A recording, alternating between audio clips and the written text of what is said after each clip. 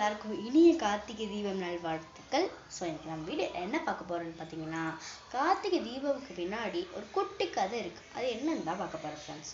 So அது என்ன கதைன்னு பார்த்தீங்கன்னா, பிரம்மா விஷ்ணு ஒரு நாள் ரொம்ப சண்டை போட்டுருவாங்க. நான் தான் பெரியவன், நான் தான் பெரியவன்.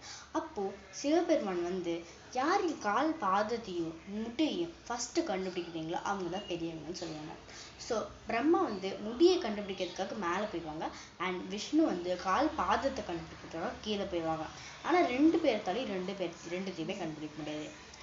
ஸோ சிவபெருமான் தான் பெரியவங்கன்னு எல்லாரும் கோரிக்கப்பட்டாங்க. அது மட்டும் இல்லாமல் சிவபெருமான் வந்து ஒரு நெருப்பிழம்புன்னு என்னன்னு பார்த்தீங்கன்னா, அவங்க வந்து இந்த திருவண்ணாமலையிலலாம் வந்து ரொம்ப இந்த மாதிரி நெருப்பு பற்றி எரியுதுல, அதுக்கு பேர் தான் நெருப்பு பிழம்புன்னு சொல்லுவாங்க. ஸோ அது ஆனதுனால ரெண்டு பேர்த்தாலே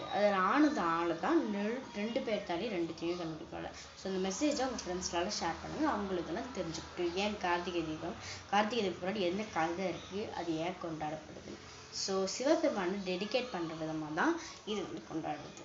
ஸோ இது ஃப்ரெண்ட்ஸ் அவங்களுக்கு இதெல்லாம் ஆட் பண்ணுங்கள், அவங்களுக்கு தெரிஞ்சுக்கட்டும்.